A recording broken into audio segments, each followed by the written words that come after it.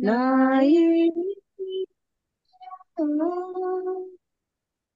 నీకు నా వందనం ఊహించలేను మేలులతో నిండిన నా యేసయ్యా నీకు నా వందనం వర్ణించగలను నీ కార్యము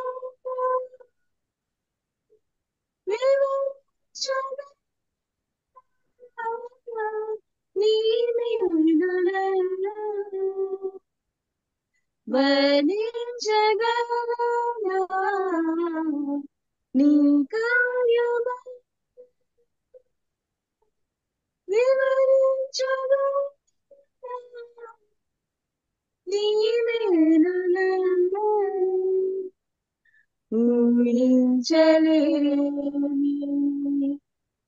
మేలులతో నా హృదయం తృప్తి పరిచినావు రక్షణ పాత్రనిచ్చి నిన్ను స్తుతింతును మేలులతో నా హృదయం తృప్తి పరిచినావు రక్షణ పాత్రనిచ్చి నిన్ను స్తుతింతును ఇశ్రాయేలుడా నా రక్షకుడు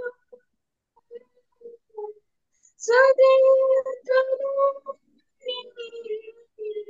నామమును ఇశ్రాయేలుడా నా రక్షకుడు స్తుతింతును నామమును ఊహించలేను నా దీన స్థితిని నీవు మార్చినావు నా జీవితానికి విలువనిచ్చినావు నా దీన స్థితిని నీవు మార్చినావు నా జీవితానికి విలువనిచ్చినావు నీ కృపతో నన్ను ఆవరించినావు నీ సన్నిధిలో తోడనించినావు నీ కృపతో నన్ను ఆవరించినావు నీ సన్నిధిలో తోడనించినావు ఊహించలేను మేలులతో నింపిన నా యేసయ్యా నీకు నా వందనం ఊహించలేను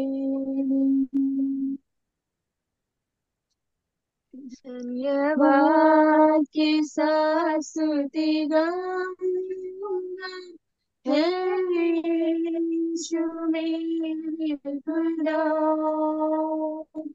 उपकार तेरे बेशुमार कोटि कोटि स्तुति धन्यवाद धन्यवाद के साथ स्तुति गाना है यीशु मेरे खुदा उपकार तेरे बेशुमार कोटि कोटि स्तुति धन्यवाद योग्यता से बढ़ के दिया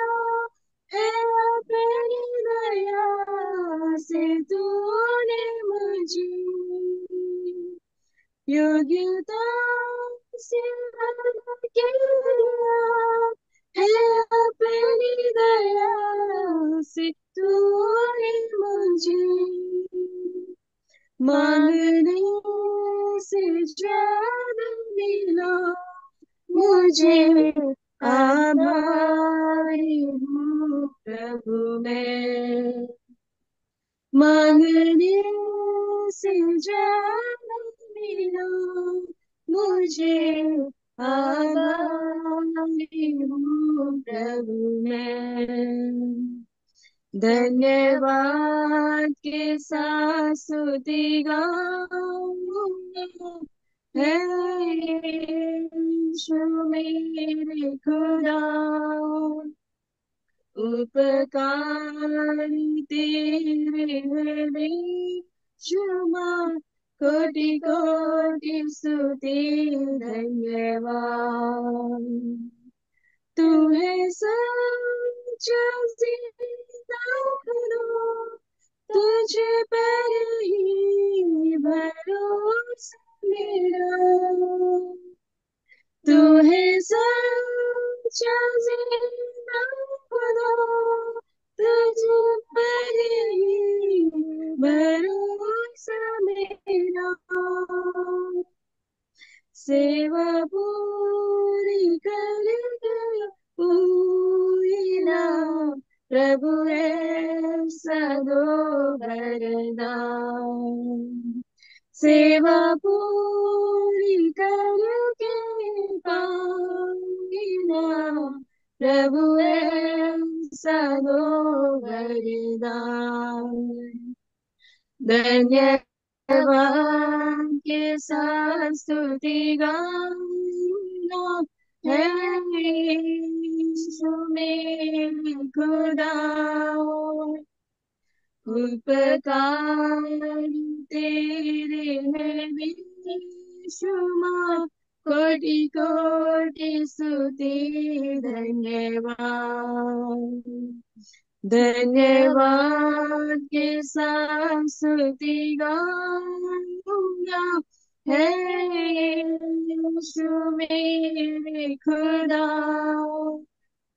उपकार तेरे हैं बेशुमार, कोटि कोटि स्तुति धन्यवाद। Praise God. Thank you so much. Thank you so much, Victoria. God bless you. Surely, we have to be always thankful to God. Kalpana? Yeah, we have to be always thankful to God. You're muted, Kalpana. మనము దేవుడికి ఎప్పుడు కృతజ్ఞతాస్తుతులు చెల్లించాలి. Always be thankful, for this is Christ's will for you. This is God's will for you in Christ Jesus.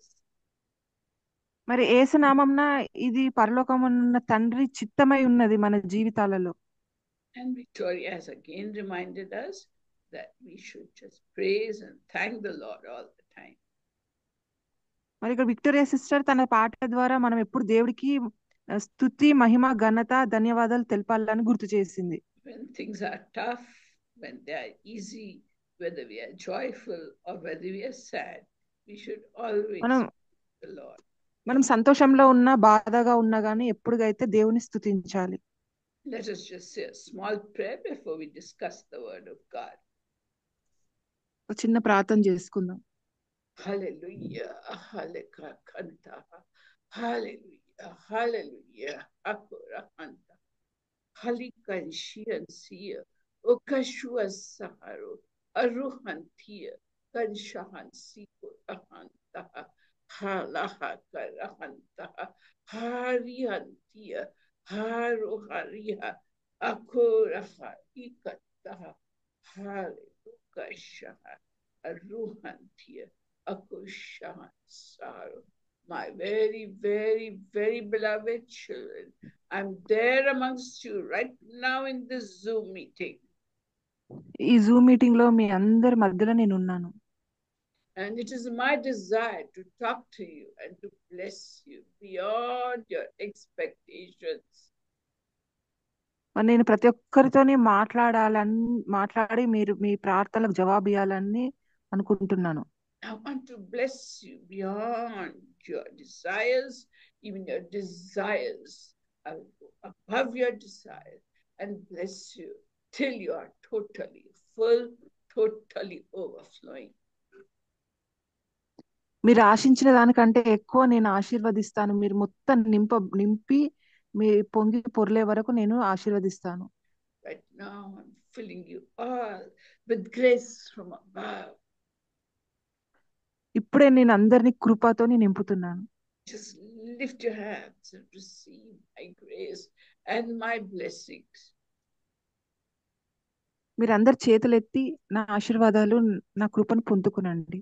I'm filling you, filling you, filling you all with anointing from heaven. నేను పరలోకం నుంచి అభిషేకంతో అందరినీ నింపుతున్నాను. And as your meeting goes on, I'll bless each one of you and satisfy each one of you totally, completely. For I'm your Father. నేను ప్రతి ఒక్కరిని మీరు మనస్ఫూర్తిగా నేను ఆశీర్వదిస్తాను. ఎందుకంటే నేను మీ పరలోకపు తండ్రియే ఉన్నాను. My grace and mercy and loving kindness is upon you and for you. నా కృప కనికరము మీ అందరి మీద మీ కొరకు ఉంది. Pouring great, great, great love into each one of you. నేను ప్రతి ఒక్కరిని భూదిగంతంల వరకు ప్రేమిస్తున్నాను. So that you love one another and fulfill the laws in the Bible. ఆ విధంగా మీరు ఒకరి ఎడల ఒకరు ప్రేమ చూపవాలని నా కోరిక. My grace and mercy is upon you. నా కృప కనికరము మీ అందరి మీద ఉంది. I'm laying my hand of blessing upon each one's head. నా ఆశీర్వాదకరమైన చేతులు మీ అందరి మీద ఉంచుతున్నాను. I'm standing right next to you and pouring agape love into each heart. నేను ప్రతి ఒక్కరి హృదయంలో నేను ప్రేమతోని కుమరిస్తున్నాను. So that wherever you go, the love of God will overflow from you and bring joy and peace to many people. మీరు ఎక్కడికి వెళ్ళినాను మీ నుంచి ప్రేమ పొర్లి మీ దగ్గర ఉన్న వాళ్ళందరికీ ఆనందాన్ని ఇస్తుంది. Pouring great grace upon you. Just receive it by faith with thanksgiving. Receive it. విశ్వాసంతోని నా కృపను ఆశీర్వాదాన్ని పొందుకొనండి. We have good cheer in Jesus' name. Amen. యేసు నామమున సంతోషించండి. Yeah, so we have finished the topic of spiritual enemies, and now we come to the major topic: how do we handle our problems? మరి మనం ఆత్మీయ శత్రువుల గురించి చదువుకున్నాము. వాటిని ఎలా అధిగమించాలో ఇప్పుడు నేర్చుకుందాం. We all know that when we accept the Lord Jesus Christ, our problems don't end, but they start. మనందరికీ తెలుసు, మనము యేసు ప్రభువును సొంత రక్షకునిగా అంగీకరించిన మరుక్షణం నుంచే మనకు సమస్యలు మొదలవుతాయి. Because our enemy, the devil, is just waiting to attack us and pull us down. ఎందుకనంటే మన శత్రువు సాతాను మనని ఎప్పుడు మింగుదామా అని ఎదురు చూస్తూ ఉంటుంది. So how do we handle the problems that come our way? మరి ఈ సమస్యలన్నిటిని మనం ఎలా అధిగమించాలి? We have the true solution to our problems, and who is that? True solution to our problems is the Lord Jesus Christ. మరి మనకు ఒక నిజమైన పరిష్కారము ఉన్నారు. ఎవరు అనంటే యేసు ప్రభు. In John chapter 8 and verse 12, Jesus says, యోహాను సువార్త 8వ అధ్యాయము 12వ వచనంలో he says, I am the light of the world. దేవుడు చెప్తున్నాడు, నేను లోకానికి వెలుగునై ఉన్నాను. He who follows me will not walk in darkness.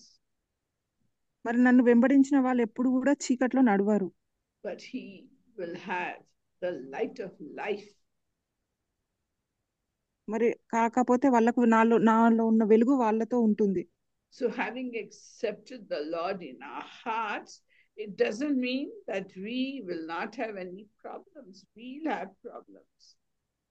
మరి యేసుప్రభుని అంగీకరించిన కాబట్టి మనకి ఎలాంటి సమస్యలు లేవని అనుకోవద్దు, సమస్యలు ఉంటాయి. If you study the Old Testament and the New Testament, we find Karokia, Haloka Shahan Saharu, Altoka Dia, Hallelujah, Kastia, Sako Shampaka Suaru Antia, Ako Shampirika Pakapura, Oka Shuan Sia, Ko Shato, Kasati, or Rahantia, Kansoto Kariha. I hear the cry of each heart right now. నేను ప్రతి ఒక్కరి హృదయ రోదనను వింటున్నాను. Many heartbeats are saying Jesus, Jesus, Jesus. చాలా మంది వాళ్ళ హృదయాల్లో యేసు ప్రభువుని పిలుస్తున్నారు. Some of you are in great trouble within the home and outside the home. చాలా మంది వాళ్ళ కుటుంబంలోనే సమస్యలు ఎదుర్కొంటున్నారు, మళ్ళీ కుటుంబం బయట నుండి కూడా ఎదుర్కొంటున్నారు. You are looking left and right to get the solution to your problems. మీరు అటు ఇటు మీ సమస్యల కోసం పరిష్కారం కోసం వెతుకుతున్నారు. My beloved children, only the Lord is the solution to your problems. ప్రియమైన బిడ్డలారా, దేవుడు ఒక్కడే మీ సమస్యలకు పరిష్కారం. So my beloved daughters, those of you who are facing problems, just lift one hand. ఎవరైతే ఇప్పుడు సమస్యలను ఎదుర్కొంటున్నారో ఒక చేతిని ఎత్తండి. Putting my hand into your hand. నేను నా చేతిని మీ చేతుల్లో పెడుతున్నాను. And I will lead you through life's pathway. I will lead you out of your problem by holding your hand and leading you and guiding you. నేను మీ చేయి పట్టుకొని మీ సమస్యల నుంచి నేను బయటికి లాగుతాను. All those who lifted their hands, I've held your hand in mine, and I will lead you forth in paths of righteousness for my name's sake. మరి ఇప్పుడు ఎవరెవరు చేతులు ఎత్తినారో వాళ్ళందరి సమస్యలను నేను నా నామ మహిమ ఘనత కోసము నేను తప్పకుండా పరిష్కరిస్తాను. I will see to that you do not stumble and fall down on the rocks, on the thorns and thistles that are in the way. మీరు నడుచు మార్గంలో ముళ్ళ పొదల మీద రాళ్ల మీద మీరు పడకుండా నేను చూసుకుంటాను. And I will see to that no wild animal attacks you, no power of darkness comes and pushes you down. మరి ఎలాంటి జంతువైనా మీ మీదకి వచ్చినా గానీ నేను అవి మిమ్మల్ని మింగకుండా చూసుకుంటాను. I'm holding your hand and I will lead you and guide you through the valley of the shadow of death, and I'll bring you out victorious and successful. మీ చేతులు పట్టుకొని మరణాంధకార లోయల నుంచి నేను మిమ్మల్ని నడిపించుకుంటూ తీసుకెళ్తాను. I am your father, I am your good shepherd, I am the chief shepherd, and I've held your hand in mine, and I'll lead you through life's pathway without you stumbling and falling.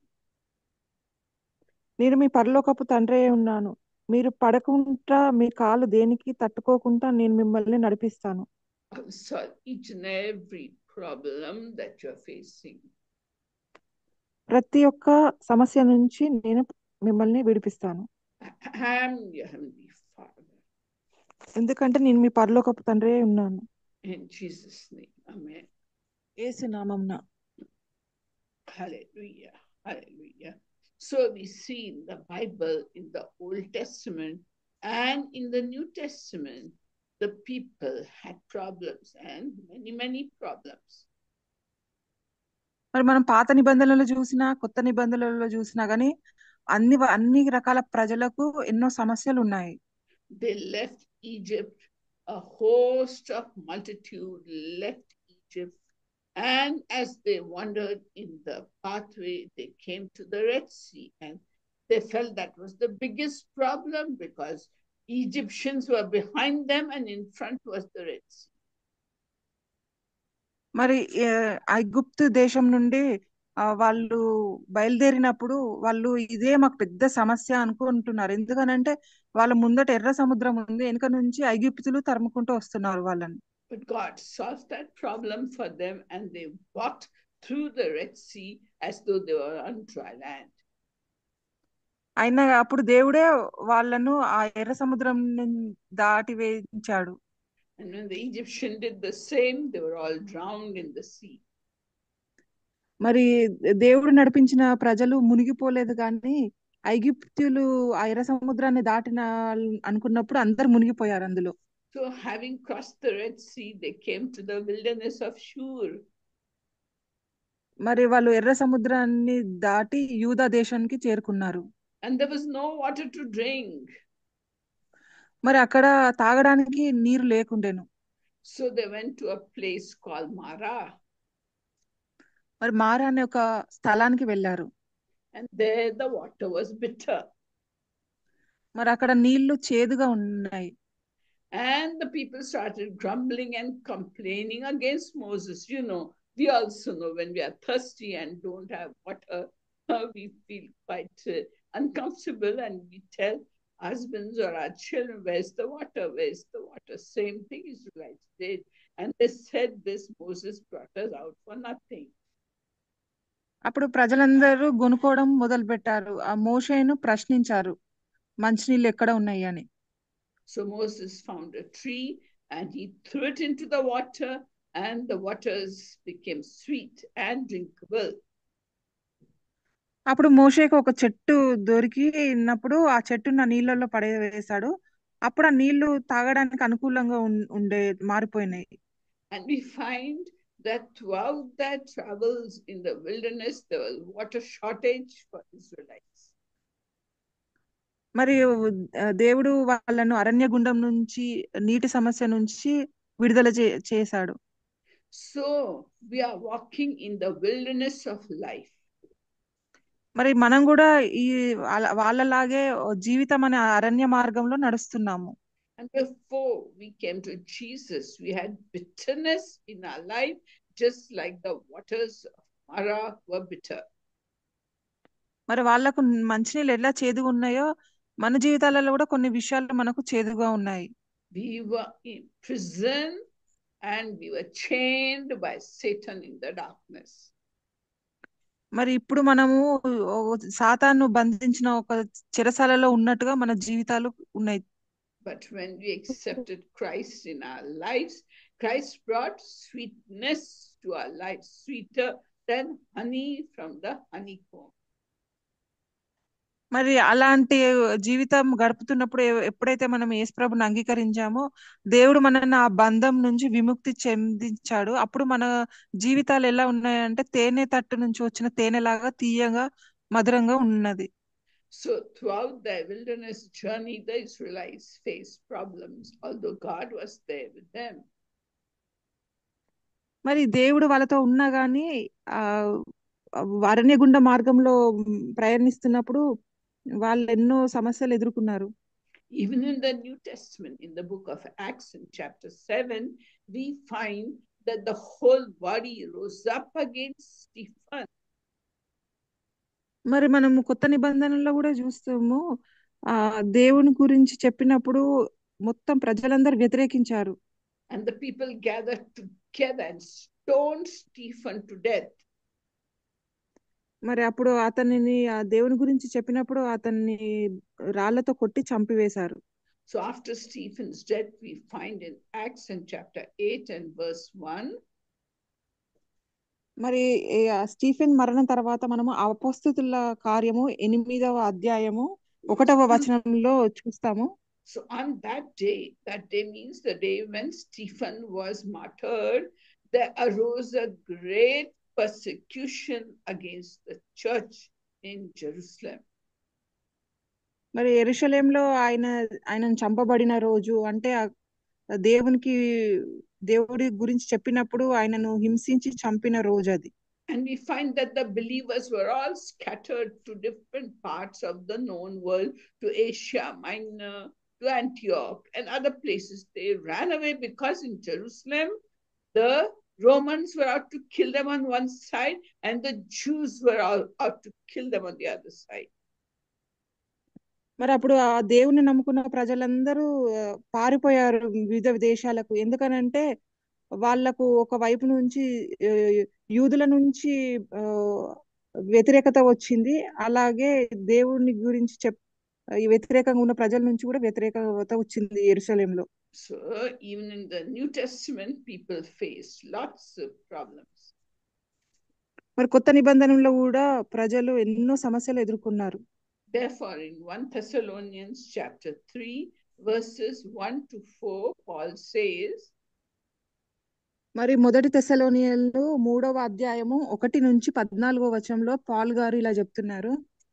Paul tells the Thessalonians, don't be distressed because of the problems you are facing. మరి మీరు ఎదుర్కొన్న సమస్యలను బట్టి మీరు బాధపడకండి అని చెప్తున్నారు Paul గారు. He said, I told you earlier on that you would face problems and things would happen to you.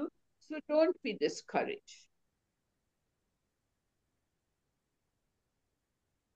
Yes, Kalpana? Kalpana, we can't hear you. ఇప్పుడే ఫోన్ చేయాలా పాపిష్టి మొకపు? Yes, Kalpana? Nani. Yeah, Kalpana?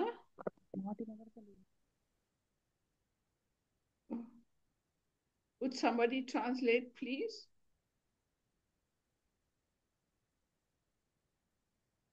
Yeah. So Paul tells the Thessalonians, don't be discouraged. I earlier on warned you that you will face problems. So don't be discouraged. Auntie, sorry, Auntie. Okay. Yeah, and then in 1 Peter chapter 4, verses 12 to 13. మొదటి పేతురు 4వ అధ్యాయము 13వ వచనంలో మనం చూస్తాము. Peter is telling us. పేతురు గారు మనకు చెప్తున్నారు.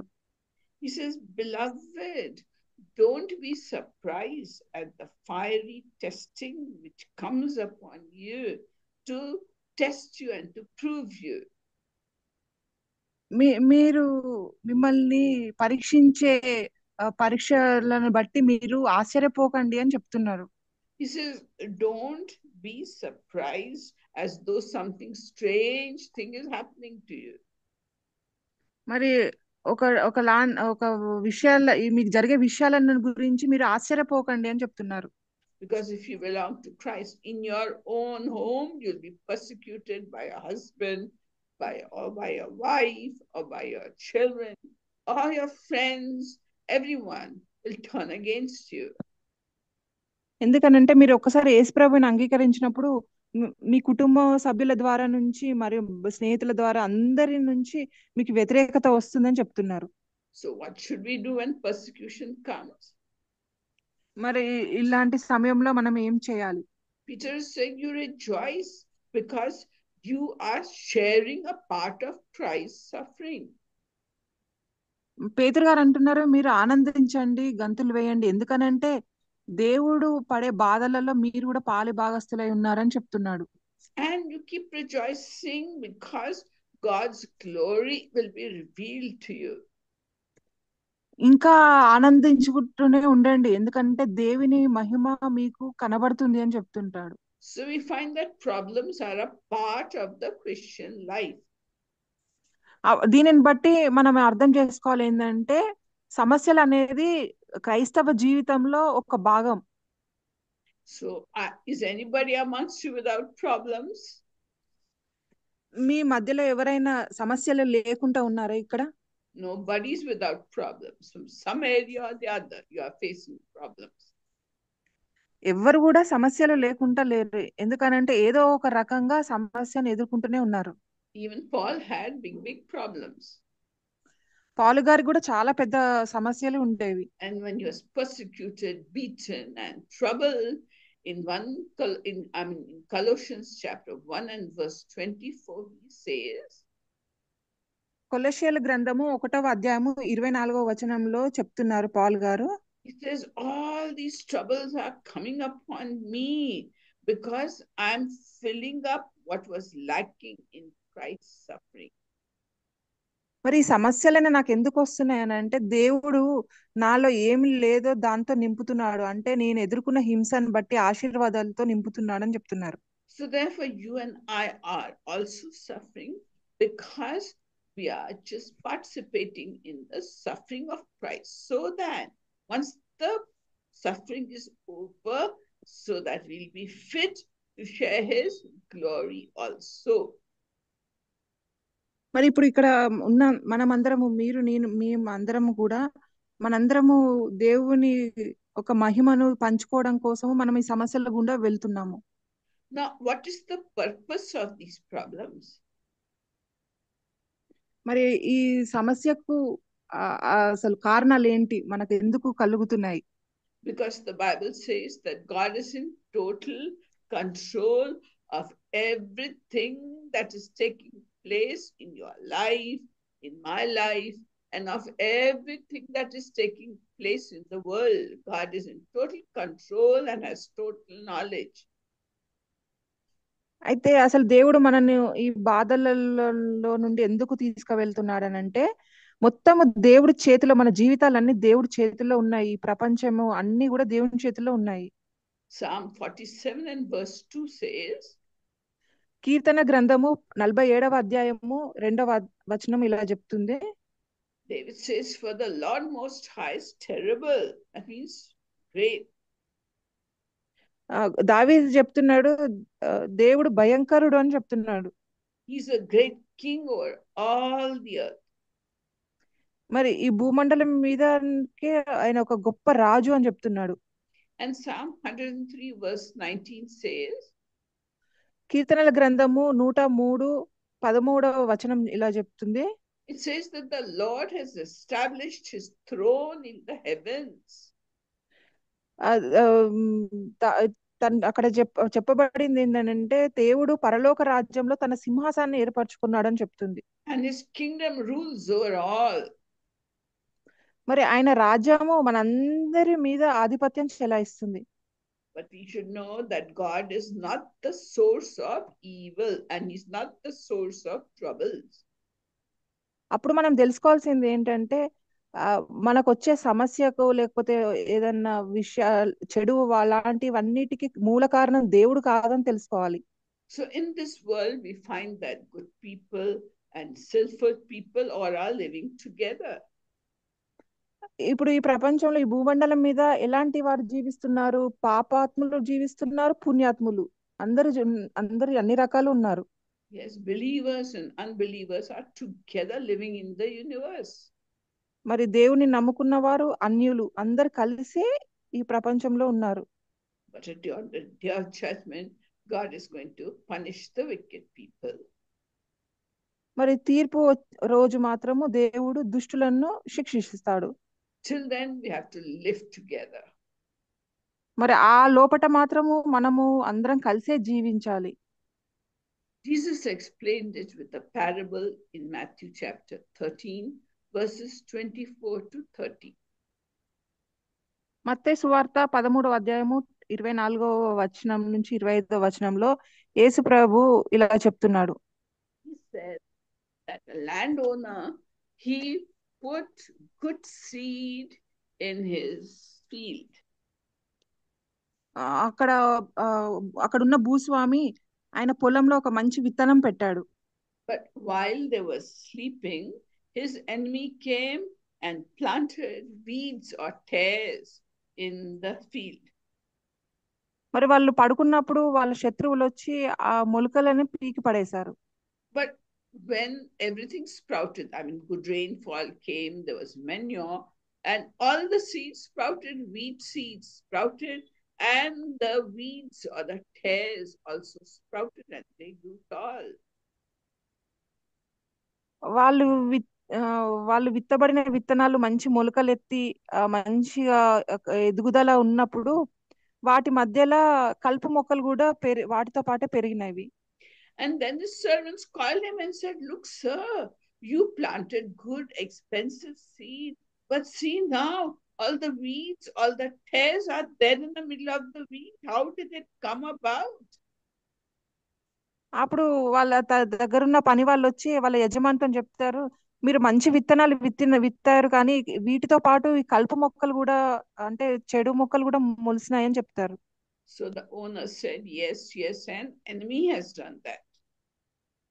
అప్పుడు యజమాని చెప్తాడు, అవునవును మన శత్రువే అలా చేశారు అని చెప్తాడు. So the servant said to the king, do you want us to pluck out the weeds one by one by one? They are growing so close along with the weeds. Should we pluck them out? మరి అప్పుడు పని వాళ్ళు అడుగుతారు వాళ్ళ యజమానిని, మరి ఇప్పుడు ఈ చెడు మొక్కలను పీకి పడేయమంటారా అని అడుగుతారు.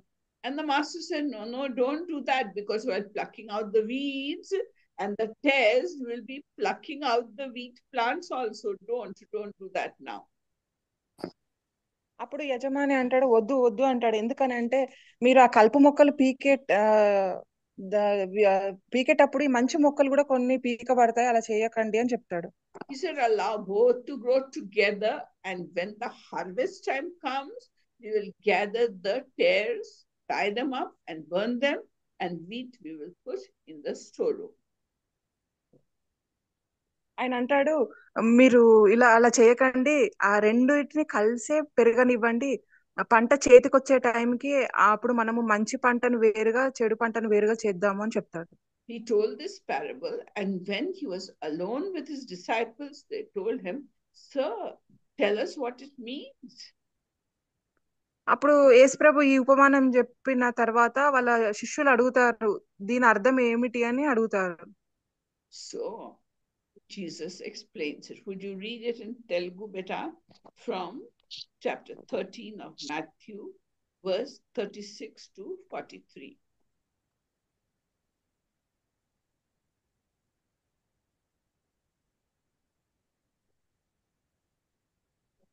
Okay, so the master explained it like this. He says, the one who sows the good seed in the field is the Lord Jesus Christ.